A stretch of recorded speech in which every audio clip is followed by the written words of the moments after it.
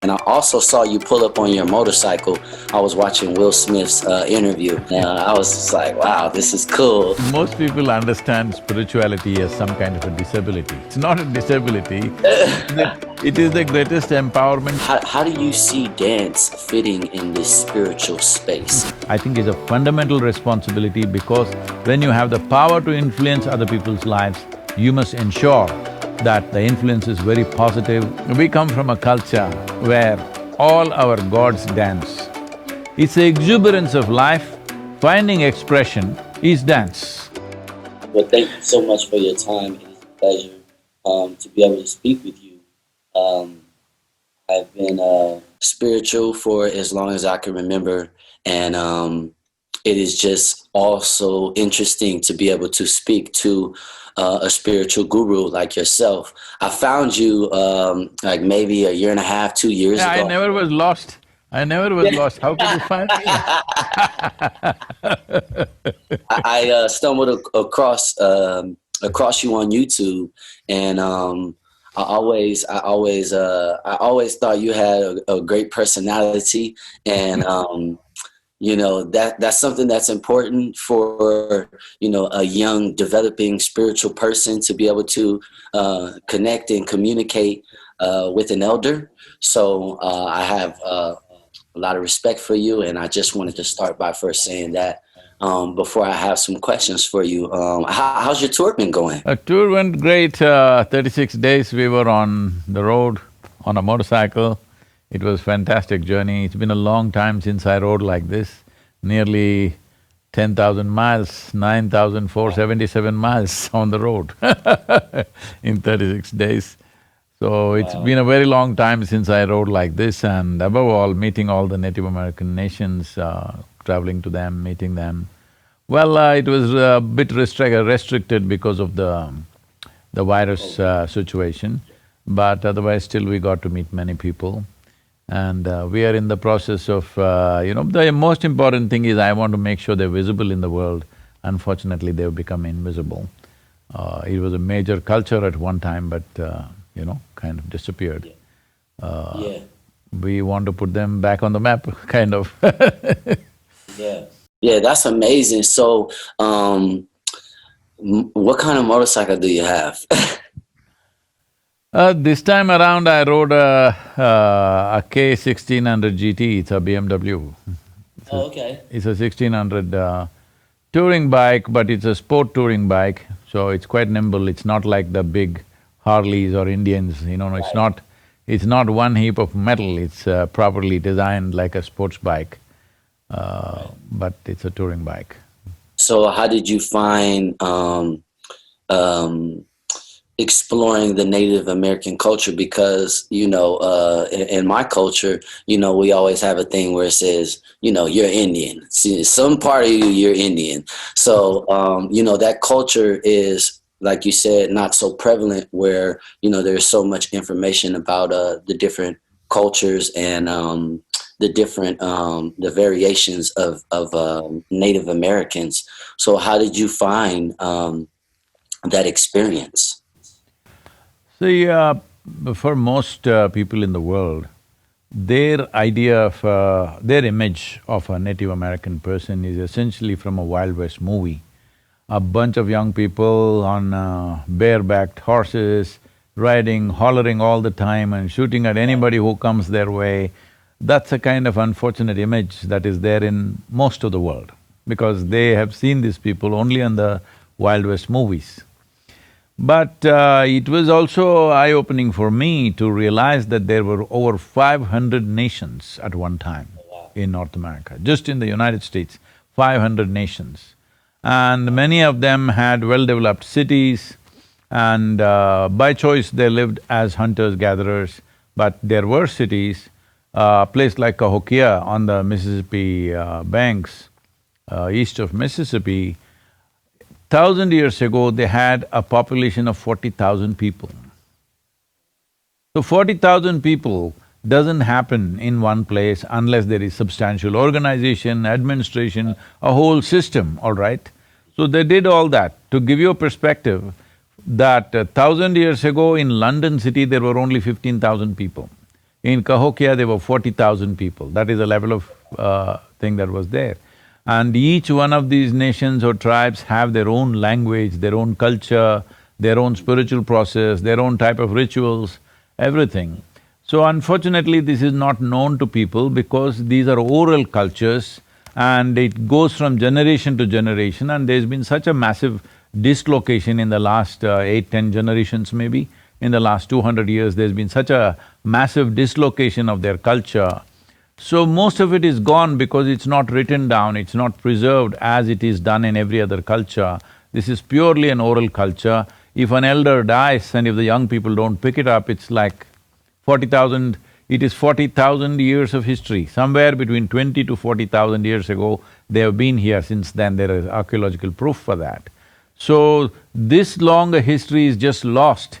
If one generation either dies of disease or war or something else happens, or whichever way it happens, which happened in the last 200 years, and a whole lot of it unfortunately has been lost.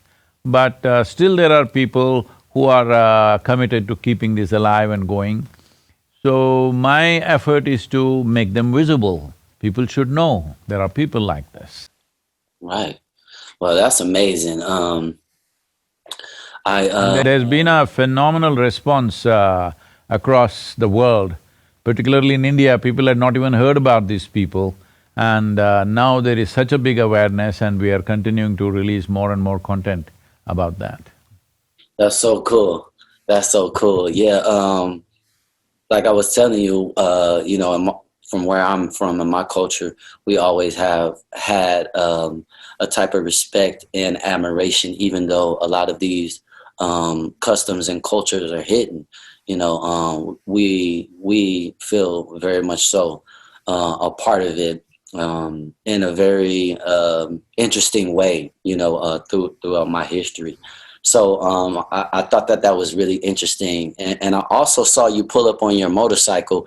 I was watching Will Smith's interview, and I was just like, wow, this is cool. A yogi, a guru that, I don't know, maybe people imagine that, you don't have certain freedoms in life because being a yogi and a spiritual person is I don't want to say it is a job, because obviously No, most people understand spirituality as some kind of a disability.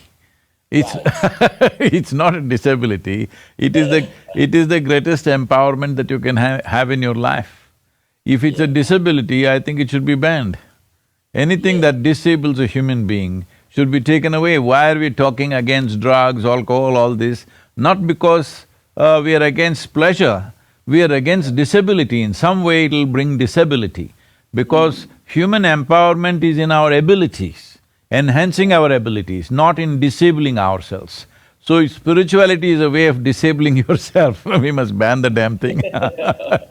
Yeah, it's interesting that you say that, because a lot of people here, they view karma, as kind of a type of punishment system.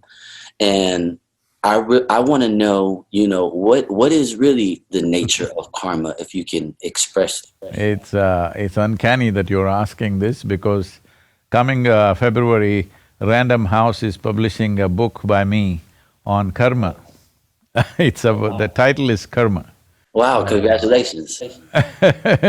It is Yogi's Guide to Freedom. What is karma?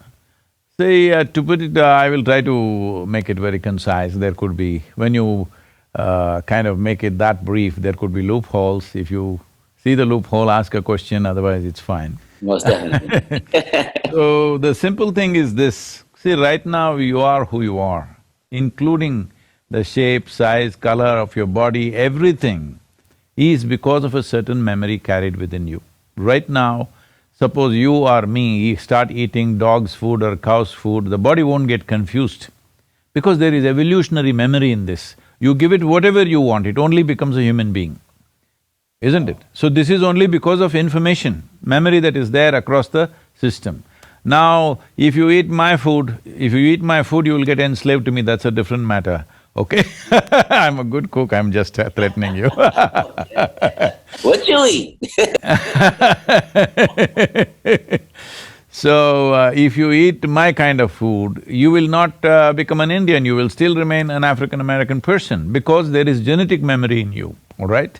Similarly, there is genetic memory, there is karmic memory, there is conscious and unconscious memories, there is articulate and inarticulate levels of memories.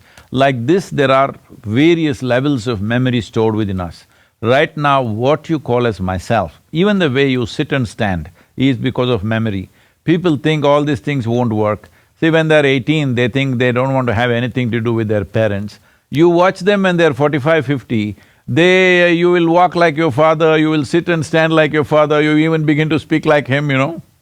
Because the genetic memory is inside playing its own this thing. So all this memory makes you who you are. So now the question is, will you use all this memory as a stepping stone for a new possibility, or will you get trapped in this memory? If you get trapped in this memory, then we say, ayo karma. If you stand upon this memory and reach out for a new possibility, then we call this liberation or a liberating process. So this choice everybody has. It is just that most people get trapped in their memory because they get identified with their memories. You know, right now, your identity or anybody's identity is with their memory. Right now, I can say I'm an Indian. From where? It's in my memory. If you wipe out my memory, I don't know whether I'm an Indian or what, isn't it? So everything is in memory. If you identify with your memory, then you get trapped in that memory. If you're not identified with it, if you're conscious and you handle your memory consciously, then karma is a tremendous possibility. It is a stepping stone for higher possibilities in life, because only because of this vast amount of memory that we have gathered, right from being an amoeba till being this complex, sophisticated life that we are right now, the memory is all there within the system. All this memory is a tremendous possibility if we stand upon it like a stepping stone. But if you get trapped in it, then it'll put through cycles of the same thing. So in India, always it's like this, like in the Indian villages, if you meet somebody, they won't ask you, how are you doing, good morning, all this. They will just ask, "Saaptingla?" This means, have you eaten? Because their understanding is, if you have eaten, you should not have any other problem. Because the rest of the problems are your making. So if somebody has eaten well and sitting there with a sad face, then we say, ayo karma. That means their memories are tormenting them, you know. Whether conscious memory or unconscious memory, or memories that you can figure out what they are, or memories that you don't know where they come from, but some memory is tormenting you right now, then we say, ayo karma, because karma has become a trap. What should have been a stepping stone has become a trap. What should have been an empowerment has become, kind of taking away all the possibilities in your life.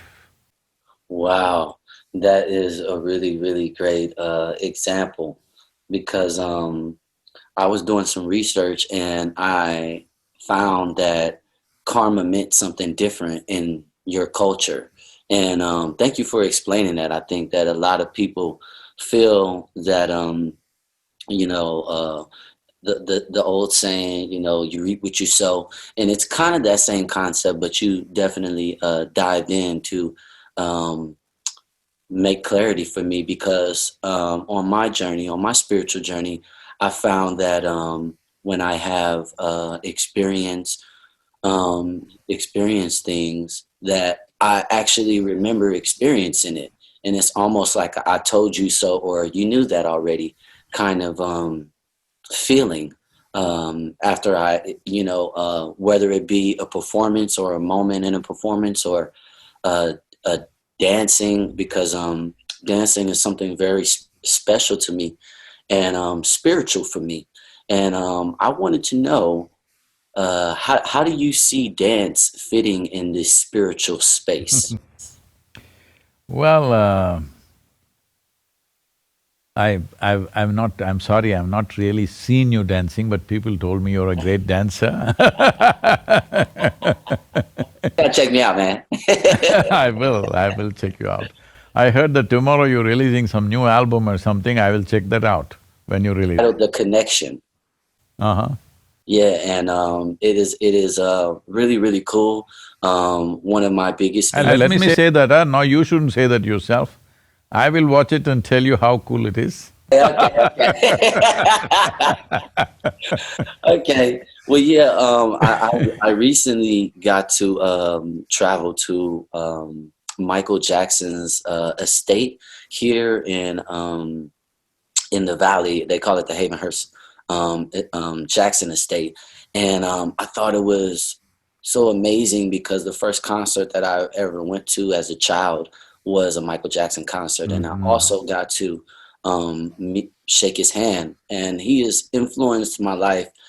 You're supposed to shake a leg with him, huh? Not a hand. No, you know what? He was shooting the video. I didn't get the chance to shake a leg, but it was a very profound experience for me because I remembered how much he's influenced my purpose in being a musician. A lot of people make music to sell records, and I've done that. You know, I started at the precious age of 15. That's when I put out my first album. I'll be 36 actually like 2 weeks.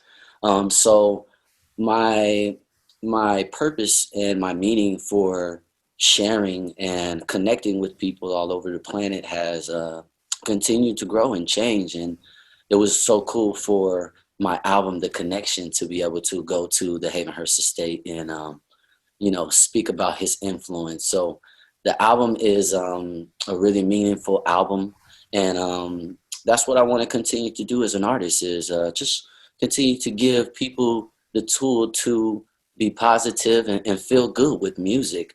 And one of the questions that I had was a lot of composing music, singing, dancing, and performing on stage is a spiritual thing. How can I tap into deeper dimensions of that in my life? And now you piled up two questions, one on top of another, man. okay, the one. I'm sorry. Let's do the one first. I'm sorry, I got excited. Now, see, Michael Jackson had the power to inspire a whole generation of people. What he did was so unique and eye-catching anywhere in the world. I'm telling you, in the remotest part of India, in some village where there is nothing, they know Michael Jackson. I mean, that's a level of inspiration. He brought in a whole lot of youth dancing like him in India in imitation of him. So that was a powerful possibility, but I'm sorry if I say something that hurts anybody, but I feel his life could have been, he could have made this into really transforming the world in some way. But unfortunately, I feel no proper guidance around him, no proper advisors, and all commercial people. I think it went waste, because just 5 days ago I was at the Elvis Presley's museum in Memphis. As a part of the journey, when we were coming back, we stopped at Memphis. Also went to Martin Luther King's, that place where the assassination happened. So when I was at Elvis' place also, that's what I thought. He also, for 2 decades, he dominated the music scene, inspired a whole generation of people. But his own life became a total mess because there is no proper guidance, there is no balance. There is genius, but there is no balance. So, this is a sad story that's happened to a whole lot of great talent in the world, particularly in America, because people grow up on all the wrong things at a very early age. When I say wrong things, there is chemical influence, there is alcohol, there is all kinds of distractions, that we must understand this always, that our intelligence, our competence, our genius, all these things are important. But for all of them to find expression in the world, the most fundamental thing is balance. Now you're a dancer, you ask what is the significance of dance. You can be as good a dancer as you are, but if there is no stable platform, you're not going to dance, isn't it? This is all life is. Whatever our dance is, whether we're going to dance on stage or in the office or wherever, in whichever form our dance finds expression, in the world, the most important thing is a stable platform within ourselves, a balance. If this balance is missing, all talent, all competence, all genius, all… whatever exuberant things you have will go waste. So, both these personalities, one that you mentioned, Michael Jackson and also Elvis Presley, are a classic example of this lack of balance when there is such a massive talent that you are capable of influencing an entire generation, not in one country, across the world. When you have that, this could have been used to really create a new generation of people, new sort of planet actually. You can do this, you had the power to do that. It is just the lack of balance. So I'm saying, Omarion, you better dance your way as well as you can. Whatever it is, maybe it is not like everybody can be a Michael Jackson or we don't have to imitate that, but a new possibility in that sphere because music and dance has such a significant influence on the youth. But bringing balance to yourself and bringing balance to everybody who gets in touch with you, these millions of youth who get in touch with you, I think is a fundamental responsibility because when you have the power to influence other people's lives, you must ensure that the influence is very positive and it is towards their well-being, never against their well-being. So having said that, you asked about dance, what's the significance of dance? Woo! Come on now. Come on now. That's the truth. I'm sorry, but I had to just balance. This is so important. This is so important. So, in terms of dance, see, I must tell you this, we come from a culture where all our gods dance. Everywhere else, God is a serious guy, very serious guy. But in India, if he doesn't dance, we won't treat him as a god. All Indian gods, male and female, always dance. Because if they can't dance, he can't be God. Because dance essentially means that life is happening at… See, dancing in a particular style is a different matter. If you do not know this, my daughter is a full-time classical dancer, Indian classical dancer. I took her off education and put her into this because it meant so much to us that, what is dance is not just entertainment. So if you're doing a particular style of dance, it's one thing. Otherwise, even a child will get up and dance when it feels exuberant. It's the exuberance of life, finding expression is dance. When body cannot keep quiet, it wants to do something exuberant, it will dance. Well, you guys might have evolved your own kind of styles and I don't know, you slide on the… Do you do all that like Michael Jackson was doing? Those are all, what do you say, many methods of doing it. But essentially, it's the exuberance of the physical self that the best way the body can express itself is dance. The highest way the body can express itself is dance actually, because that is the highest level of exuberance it finds. So, for this also balance is most important. If you want to dance well, the most important thing is balance. But most people dance only when they're drunk.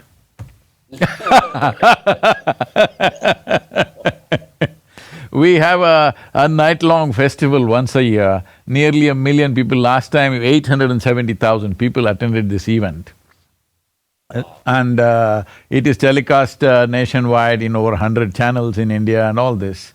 But full night, from evening 6 to morning 6, no alcohol, no drug, none of these things are, anywhere come near us. But entire night, the whole crowd will sing and dance, okay? Wow, I have to see. I have to see something it. You must come and see. Yes, I'll ask them to send you some videos. Yes, I have to experience this. Wow, that's amazing. See, without the exuberance of… when your emotion becomes exuberant, maybe you will sing. I'm not saying a practiced singer or a professional singer.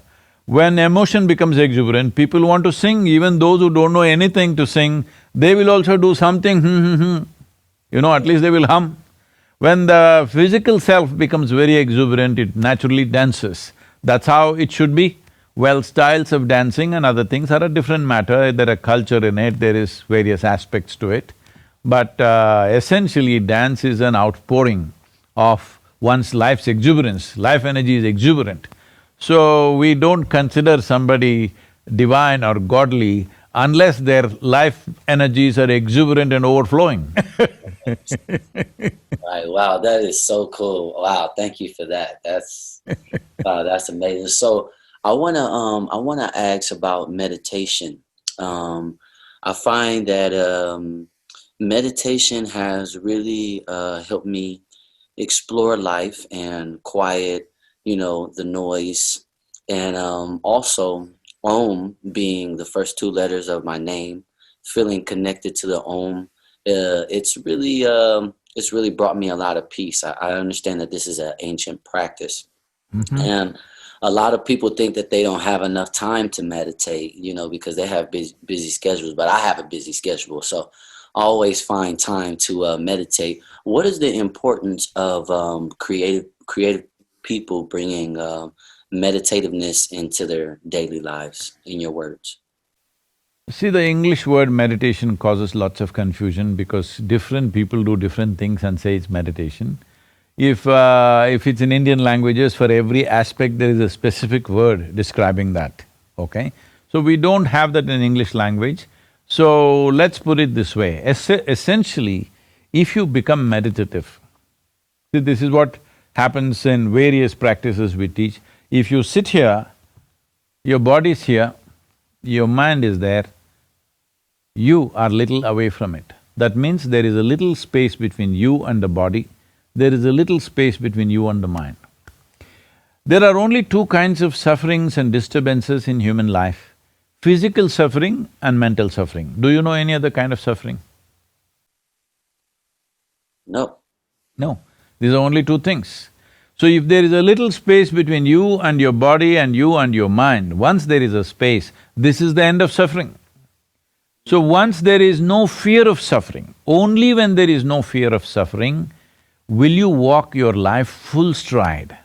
Otherwise, every step is a half a step, because what will happen is always holding human beings back. If you have an assurance, whatever happens, this is how I will be, if you have this assurance, you would walk your life full stride.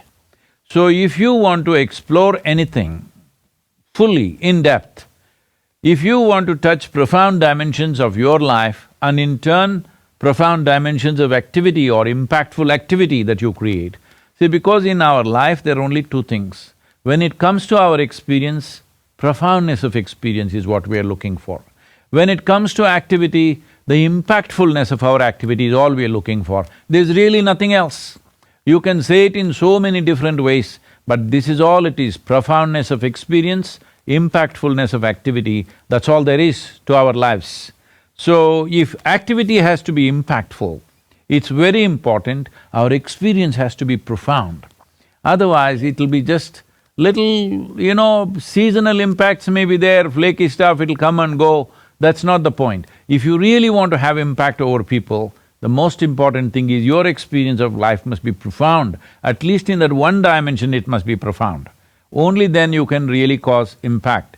So investing in that direction, is it waste of time? It's a silly idea to think it's a waste of time. Everybody must invest time to make the experience of life very profound. If you want to make it profound in an unbridled way, the fear of suffering should go. Fear of suffering will go only when you have a little distance between you and body, between you and mind. For this, there is a simple process. For yourself and all your people, you can promote this, it's free of cost, it's available to everybody. It's called Isha Kriya, ISHA Kriya. It's available, Isha Kriya. I'm about to write this down. Go ahead. Yeah, it's available for everyone. Right now, millions of people around the world are practicing it. It's a simple process that everybody can do. I'm sorry? ISHA, Isha. Okay. Kriya, Kriya. Okay. Yes. This is a simple thing that you can do to bring little distance between yourself and your instruments of work on this planet. The only way you can do anything in this world is because you have a body and you have a mind. If you lose any one of them, you can't do it, all right? Right. People are trying to lose it every Saturday evening, they think they're living, but actually they're trying to lose their body and their mind. Yes. Yes. The reason why they're trying to lose it is, 5 days of the week they've suffered their mind. Mm. 2 days they want to drown it in alcohol and preserve it for future. Mm. Wow. If you were not suffering your mind, you wouldn't want to intoxicate it, right? Right.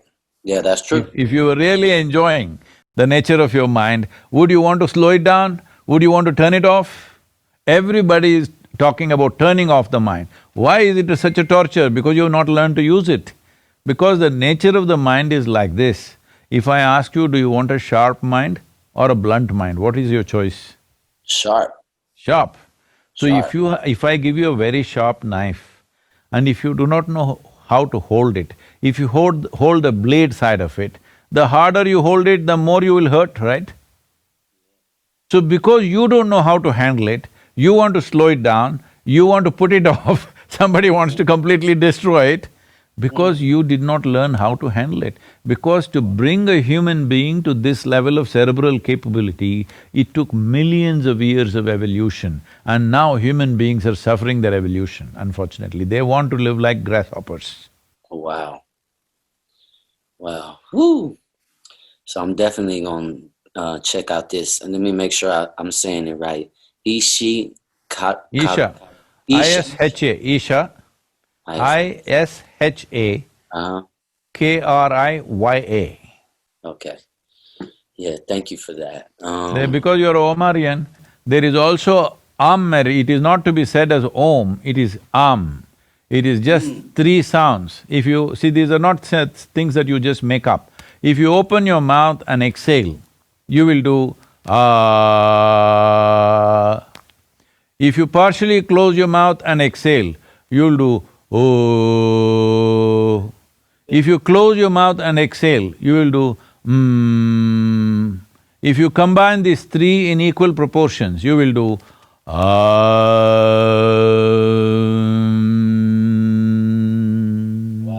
okay. So this is not something that we made up, this is the basis of physical existence in this solar system. Now, we've been saying this forever, for thousands of years, but people were debating it. Now, students from the University of Sheffield measured the reverberations around the sun, and they found the sun is constantly throwing out reverberations, which is Am. Wow. Wow. That's amazing. Wow. Wow, thank you so much for this. I just have a few more questions. And one of my question was, how do you think that the young people can focus on their growth and well-being rather than, these momentary topics like, Birkin bags or buying material things? How can young people focus on their well-being? See, when we say young people, we are trying to address them as a separate unit in the cultural milieu of a particular society. It will not work like that. Suddenly you cannot say young people must fix themselves when the older generation has not fixed themselves, all right? Okay. I'm saying, see, it is like this. I'm just saying this is an example, this is not my opinion. For example, some time ago in this country, there was prohibition, all right? Nobody drinks alcohol. That was the intention. For whatever reasons, they had done that. Now people started drinking and making illegal stuff, moonshining and bootlegging. We are in Tennessee, this was the center of those things quite a bit at one time. So, then people started drinking, they made it legal. They made it legal not because it's a good thing. They made it legal because anyway the government could not control the production and sale of alcohol. So they thought it's better to tax it and make money at least, all right? So they made it legal. Now everybody started smoking weed.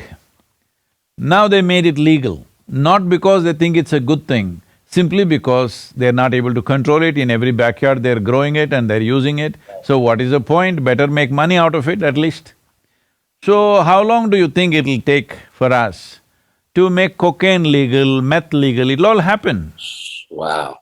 Yes, if it becomes widespread, everybody is using it, if it becomes like that, government may to make it legal, because people in the government also may be using it, they've admitted sometimes.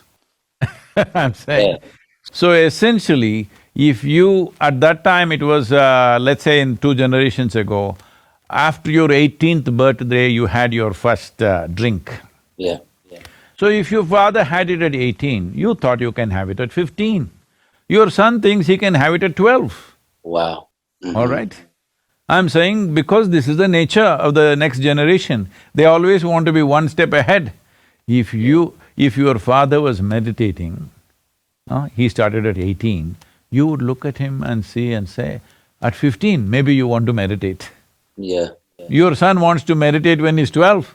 Maybe your grandson wants to meditate when he's a child, because I see in India, children are sitting like this and meditating. It's amazing, they're sitting like that for long periods of time. I'm talking about 4 or 5-year-old kids, because they see their parents doing this.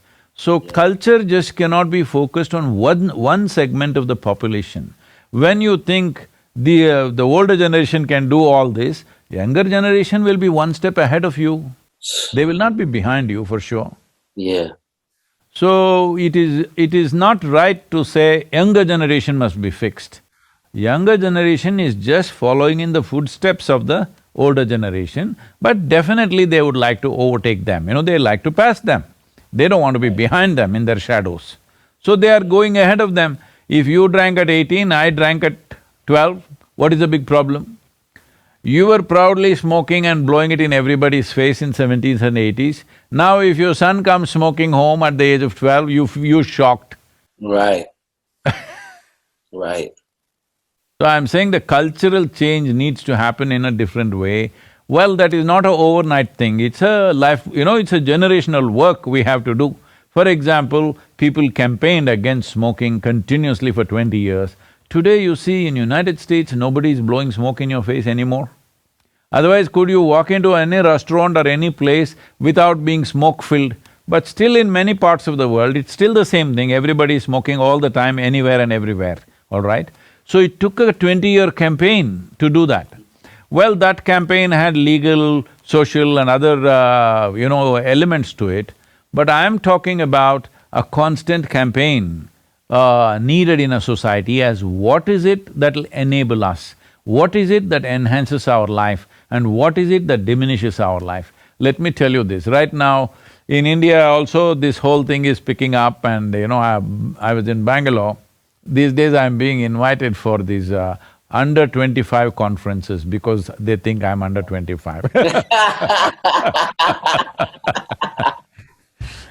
They think I'm under 25 just disguised like this, I mean, the skin is glowing, if I might say so. So, I was there and, about 15,000 people are there, all young people. And I can feel the smell of marijuana out there. And they asked me, Sadhguru, you have so much influence in the government, why don't you make marijuana legal for us? I said, why not? Why just marijuana? Let's go all the way, let's make cocaine legal, let's make meth legal, let's make LSD legal, whatever you name it. Let's make everything legal one shot. Why go one at a time? Because if we make marijuana legal, marijuana people are happy, LSD people will be unhappy. They'll say, why don't you make ours legal? Let's make everything legal. So what is the intention? You guys are all in the university, you want to go to the university smoked up, is it? I asked. They said, why not? I said, we'll do one thing. I will take you on a small plane ride, not a big commercial airline, small plane, single-engine plane. But the pilot comes and he's all smoked up. You want to fly with him? They say, like this. They can't decide. Then I say, okay, you're not getting it, you need a major surgery. But the surgeon comes smoked up. You want the surgery? They said, oh no, So you clearly understand, in some way your faculties are impaired, all right? You clearly understand that. So what makes you think you can smoke up and go to the university? Should you be at your best or should you be at any less? So I want you to understand, when you smoke up, you are not high, you are low. So from now on, don't use this word high. You say, I smoke and I'm low. Let's see how long you want to be low. See, you're using all the wrong words. You get drunk and you say you're high, you're drugged up and you say you're high, you're not high, you're low, because all your faculties have come down, isn't it? Wow. Wow. Just the wrong interpretations in the society, you think this is the way to be high. No, this is the way you become low. The moment you say, do you want to be low, can you go and tell your friend, come, let's go get low? He'll say no. You say, let's get high, he's saying yes. So how to get high? You cannot get high without enhancing human faculties. By depreciating human faculties, you do not get high, absolutely, isn't it? Wow. Wow, that's interesting. Yeah. Yeah, okay. You got a bigger knot than me on your head, man.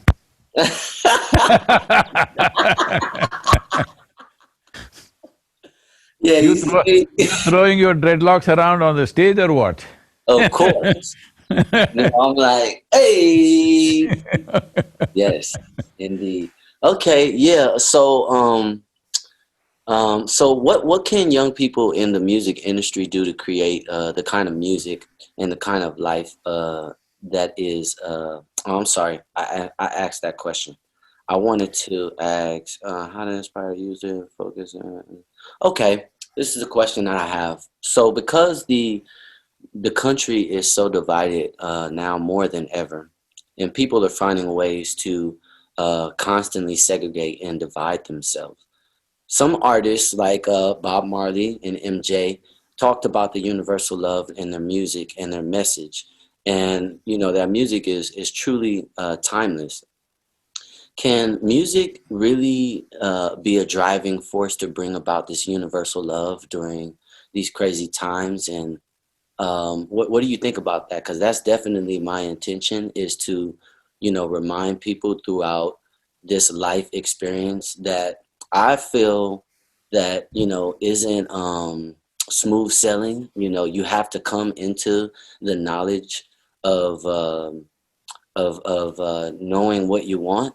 And I feel like everyone is striving for some type of happiness, but they don't know how to maintain it. How do you think that artists can connect to this purpose? There are various aspects to this. One thing is, initially you asked this question about how a musician can bring about this change. See, it's not necessary, don't even have a concept of a universal love or something, because if everybody on the streets start loving you, if the bugs in the tree start loving you, you'll have a little bit of problem, all right? Right. What we want is that you are able to accept and respect every other life, and even inanimate things, to have that regard and respect for everything, because the soil that you walk upon, the water that you drink, the air that you breathe, the food that you eat, this is what you are, all right? You have not seen any other force creating you, these are the things which are making you happen. So similarly, every other life, to accept them the way they are and to have respect and regard for who they are and whatever they are. They have different purposes, different sort of people, you can't go and do lovey-dovey with everybody, all right? But you can accept and respect them for who they are. That is most important. So in terms of music, I must tell you my experience of music. I grew up in 60s, early 70s, where it's all rock and roll and like this. My parents were steeped in classical music. Indian classical music is something I'll ask Tina or Vinod to send something to you to listen, so that, you know, you just get an idea what I'm talking about. They are steeped in it, but, you know, we are rock and roll. Why I am saying this is, see, the Western music, the way it is, now you are in what, some rhythm, what? I like blues, but they said something about your music, what is this? R&B. R&B. Yeah, Rhythm and blues, is it? Yes. I'm a B.B. King fan, okay? Okay. I know B.B. King. and Magic Slim. I gotta do some research on Magic Slim. So right now, this rhythm, when we were growing up, the rock and roll, though it is quite violent in its expression, Yeah, it gets your body moving. You know, you can't help it, your body rocks with it. So there is a certain type of music which moves your body, which does certain things to you, which brings out certain passions and certain ways of expression. I'm not trying to, I'm not somebody who judges anything in terms of moral values, I'm just saying this is what it does. But it once happened, I was riding, it was the university in Mysore city, I was just riding on my motorcycle and going. Suddenly I heard some very powerful, strange kind of sound that I'd never heard. It kind of got me in the gut, literally in the gut, it just pulled me there. I went there, there was a small amphitheater. This amphitheater is a place where, all the steps up and down, we ride our motorcycles up and down these steps, that's why we go there. But today some small concert is happening, just about 200 people or something like that is there. And I see some instrument, a strange instrument that I've never seen, some guys playing. And it just got me like that. I sat on my motorcycle and listened with tears welling up in my eyes. Then later on I checked out, this is a instrument called Rudra Veena. You can look it up. It plays very slowly. It's not any rhythm or anything. Like if he strums it once, he will wait for seconds. Dong, and they'll wait before the next one and the next one, like this it is. Very slow. It just got me by the gut. Till then, I never was willing to listen to classical music. But after this, not by choice, by compulsion, I listen to classical music. Now I am the source of conducting various classical music festivals in India because wow, that's cool. because the impact it has on you is such that it makes you go still. It doesn't make you move. If you sit there with your eyes closed and listen, it just makes your body still. It will not let you move. So, you can create music towards a meditative purpose. I will ask him to send you a series of music, you listen to it and see how you can adapt it to your style of whatever. The basis of that, it's not that you have to play that kind of music, Yeah, but you can use that basis to bring that. When people listen to you, yes, they need to dance, yes, they need to enjoy that. At the same time, they should also learn, because all movement comes from our stillness, all sound comes from silence. yeah, Without silence, there is no sound. Without stillness, there is no movement. If people do not know the power of stillness, they will always be compulsive. yeah, So all these things which taking youth down right now is their compulsiveness. And their compulsiveness is encouraged and celebrated by a whole lot of people. They think being compulsive is passionate. It's not passion, yeah, it is just compulsive. So, the entire process of, like you come from a community which has been in slavery at one time. What does slavery mean? Somebody compels you to do something that you don't like to do. So whether the compulsion happened from outside or from within, me being happy or unhappy is decided by somebody else within me, is this not slavery? Because what happens within me, if you can decide, this is slavery, isn't it? When people decide what should happen around us, that itself is horrible slavery. When what happens within you is determined by just about anything around you, this is the worst kind of slavery. If you do not liberate populations from this slavery, or in other words, if people do not understand human experience blossoms from within us, not from around us. Unless they experience this, being joyful by our own nature, being blissful by our own nature will not happen. Unless that happens, the fear of suffering is what controls and rules the society. That is why everything else in the world, the biggest investment in the world is the gun and the bomb and the works, because fear is the basis of human control right now.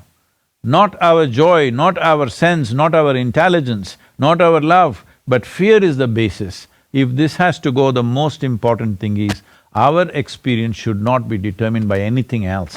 What happens within me must happen because of me, not because of something else. Thank you so much, Sadhguru. And I really, really appreciate speaking with you. I'm actually writing a book now as well, and it is my experience, in the music industry, and also this spiritual journey that I've embarked on. And it would just be an honor, those bits that you spoke about in reference to dance and what that means, to the body and freeing itself. If I could get like, a foreword or a quote from you, that would I'll do be that. amazing. I'll If do that you, for you, and also I'll ask them to send you the karma book, because the first question you asked is about karma. yes, yes, thank you so much. And I will definitely see what is that, tomorrow's launching, is it? What do you call that? Is the Oh, launch? the connection, the Yeah, music. is it, you releasing it tomorrow, okay. Yes, yes, I'm So, releasing where does that. it go? It goes on YouTube, it goes where? Yeah, so we're premiering the thing that I was telling you about, going to the estate tomorrow, and we're also releasing the album. So it'll be everywhere. Pretty Okay. much probably like late tonight. So yeah, it will be out tomorrow. I shot some videos. I directed some videos. Yeah, when you get a moment, I'll send you some stuff that you can check out. But I definitely Please want to do come that. visit. I would like to see that. Yeah, I started in a group, and then I became a solo artist. And yeah, I would like to just share some things with you, and keep in contact with you. And Yes. maybe when I get a moment to come fly out there and check out that ceremony. You must come to Tennessee. We have a wonderful place out here. We Okay, are in Cumberland Plateau. okay. It's a 4,000 acre property, beautiful forested land.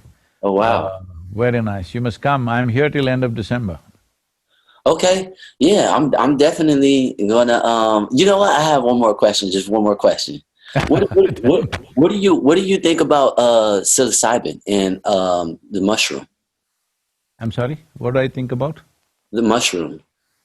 Oh, in Tennessee, people, especially women, are reputed to use mushroom to, end their spouse's life. At least the jokes go. At least the jokes, at least the jokes go like that. Okay. There are lots of mushroom here. You can come, Okay. but we won't give it to you. Thank you so much, Sadhguru. It is such a pleasure, and I hope to speak with you again. Thank you so much. Yes, we'll catch up. Please come before end of December. If you come, I'll see you here. Hmm? Okay. Thank you so much. Wonderful. It is a pleasure. Can't wait to meet you. Yeah. All the best for your tomorrow's release. Thank you so much, and all the best for the book as well. Mm-hmm. Thank you. Thank you.